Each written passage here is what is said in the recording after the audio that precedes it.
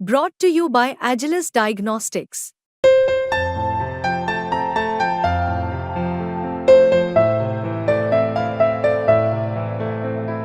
Agilus Diagnostics.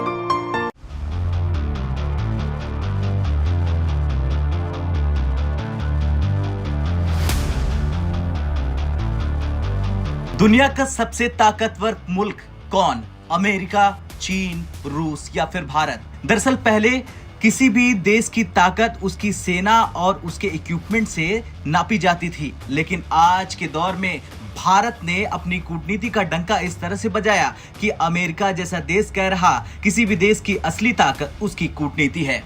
और इसीलिए America ने भारत से दोस्ती के लिए बड़ा बयान दिया है। दरअसल एक समय था जब अमेरिका पाकिस्तान के साथ कंधे से कंधा मिलाकर खड़ा था, खासकर शीत युद्ध के दौर में जब पाकिस्तान को अमेरिका का सबसे महत्वपूर्ण सहयोगी माना जाता था।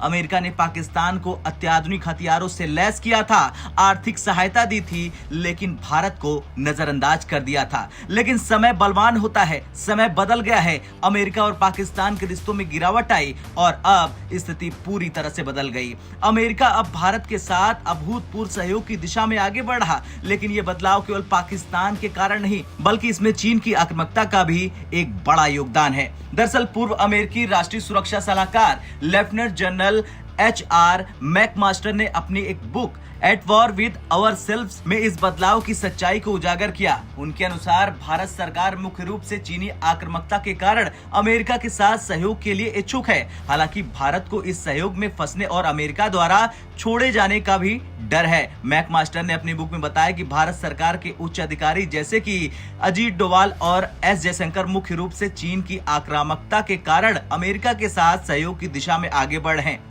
मैकमास्टर की माने तो शी जिनपिंग की नीतियों ने भारत को मजबूर किया कि वो अपनी सुरक्षा और सामरिक हितों के लिए अमेरिका के साथ मिलकर काम करे। हालांकि भारत को अमेरिका के साथ इस सहयोग में फंसने का डर है। भारत को ये चिंता है कि अमेरिका अपने हितों के लिए उसे चीन के साथ संघर्ष में कहीं धकेल न दे, और सच्चाई भी यही है। इसके अलावा भारत को इस बात का भी डर है कि अमेरिका कभी भी अपने हितों के लिए उसे अकेला छोड़ सकता है, जैसा कि उसने अतीत में पाकिस्तान के साथ किया, अफगानिस्तान में किया। इसलिए भारत ने अपनी विदेश नीति को संतुलित रखने की कोशिश की है ताकि वो किसी भी स्थिति में अपने राष्ट्रीय हितों की रक्षा कर सके। और भारत के विदेश मंत्री एस जयशंकर ने कई बार अमेरिका और यूरोपीय देशों को यह साफ कहा है कि चीन से निपटने के लिए भारत अकेला काफी है। बता दें, भारत और अमेरिका के बीच संबंधों का विकास पिछले कुछ दशकों में धीरे धीरे हुआ। 2000 के दशक की शुरुआत में दोनों देशों के बीच रणनीतिक साझेदारी की नींव रखी गई थी, लेकिन चीन की आक्रामकता ने इस साझेदारी को एक नई ऊंचाई पर पहुंचा दिया।